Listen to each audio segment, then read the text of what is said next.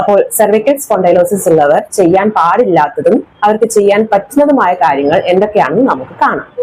നമുക്കറിയാം cervical spondylosis പ്രായാധിക്യം കൊണ്ട് മാത്രമല്ല, പക്ഷെ ഓവർ യൂസ് കാരണവും വരാമെന്നുള്ളത്. അതുകൊണ്ട് തന്നെ ലാപ്ടോപ്പും ഫോണും ഒക്കെ കുനിഞ്ഞിരുന്ന് നോക്കുന്നത് സെർവിക്കൽ സ്പോണ്ടൈലോസിസ് ഉള്ളവർ ചെയ്യാൻ പാടില്ല. അതേപോലെ തന്നെ ഇരിക്കുകയാണെങ്കിലും നിൽക്കുകയാണെങ്കിലും ഒരേ പൊസിഷനിൽ കുറെ നേരം നമ്മൾ അതേപോലെ ചെയ്യാൻ പാടില്ല. ഇപ്പൊ ഇരിക്കുകയാണെങ്കിൽ കുറെ നേരം ഒരേ പൊസിഷനിൽ ഇരിക്കരുത്. നമ്മൾ ടി വി കാണുമ്പോൾ ഒരേ പൊസിഷനിൽ ഇരുന്ന് ടി വി കാണാം, അങ്ങനത്തെ പല കാര്യങ്ങളും ചെയ്യാറുണ്ടല്ലോ. അതൊന്നും നമ്മൾ ചെയ്യാൻ പാടില്ല. മൂന്നാമതായി, നമ്മൾ ഉറങ്ങുന്ന സമയത്ത് നമ്മൾ വളരെ കട്ടി കൂടിയതോ അല്ലെങ്കിൽ വളരെ കട്ടി കുറഞ്ഞതോ ആയുള്ള പില്ലോസ് യൂസ് ചെയ്യാൻ പാടില്ല. അതുപോലെ തന്നെ കിടന്നുകൊണ്ട് മൊബൈലോ ലാപ്ടോപ്പോ യൂസ് ചെയ്യാൻ പാടില്ല. നമ്മൾ മലർന്ന് കിടന്നിട്ടും ചെരിഞ്ഞ് കിടന്നിട്ടും എല്ലാം മൊബൈൽ യൂസ് ചെയ്യുന്നവരാണ്, അങ്ങനെയും ചെയ്യാൻ പാടില്ല. ഇത് ചെയ്യുന്ന സമയത്ത് നമ്മളുടെ നെക്കിന്റെ നാച്ചുറൽ കർവേച്ചർ അത് അവിടെ നഷ്ടപ്പെടുകയും അവിടെ എക്സ്ട്രാ ഒരു പ്രഷർ, ഡിസ്കിന് എക്സ്ട്രാ പ്രഷറും അതേപോലെ നല്ല പെയിനും സ്റ്റിഫ്നെസ്സും ഉണ്ടാവാനാണ് ഇത് വഴിവെക്കുക.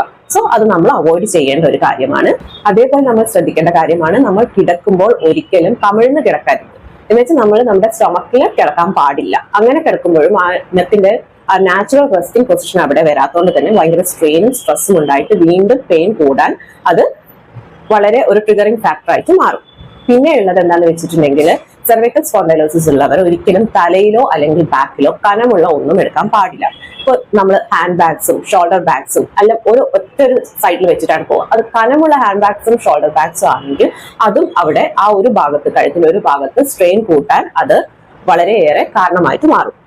പെട്ടെന്നുള്ള ജേർക്സ് അല്ലെങ്കിൽ മൂവ്മെന്റ്സ് കഴിയുന്നതും സെർവിക്കൽ സ്പോണ്ടൈലോസിസ് ഉള്ളവർ ഒഴിവാക്കേണ്ടതാണ്. പെട്ടെന്ന് ബോഡി തിരിയുക, അങ്ങനത്തെയുള്ള കളികൾ എന്ന് വെച്ചാൽ ഇപ്പം നമ്മൾ പറയുന്നത് ഫുട്ബോൾ പോലെയുള്ള അതിലെല്ലാം പെട്ടെന്ന് ബോഡി മൂവ്മെന്റ്സ്, നെക്ക് മൂവ്മെന്റ്സ് എല്ലാം വരുന്നതാണ്. അതെല്ലാം കഴിയുന്നതും ഒഴിവാക്കാൻ ശ്രമിക്കുക. സെർവിക്കൽ സ്പോണ്ടൈലോസിസ് ഉള്ളവർ ശ്രദ്ധിക്കേണ്ട മറ്റൊരു കാര്യമാണ്, 2 വീലറിൽ പോകുന്നത് അവർ കഴിയുന്നതും കുറയ്ക്കുക. 2 വീലേഴ്സിൽ പോകുന്നത് കഴിയുന്നതും കുറയ്ക്കുക. കാരണം 2 വീലേഴ്സ് നമ്മുടെ റോഡെല്ലാം ഇപ്പോഴത്തെ കണ്ടീഷൻ അറിയാവുന്നതാണല്ലോ, ഫുൾ കുണ്ടും കുഴിയും എല്ലാമാണ്.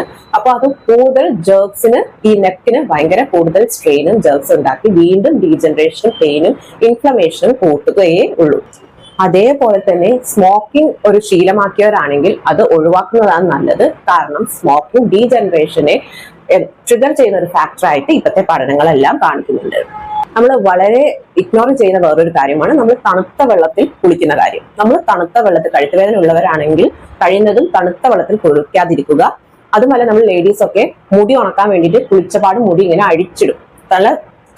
കഴുത്തുവേദന, ആ സമയത്ത് കഴുത്തുവേദന ഉള്ളവരാണെങ്കിൽ മുടി ഇങ്ങനെ അഴിച്ചിടുമ്പോൾ അവിടെ തണുപ്പ് ഏറെ നേരം അവിടെ തണുപ്പ് തട്ടിയിട്ട് ആ കഴുത്തുവേദന അത് കൂട്ടും. സോ അങ്ങനെ ചെയ്യാൻ പാടില്ല.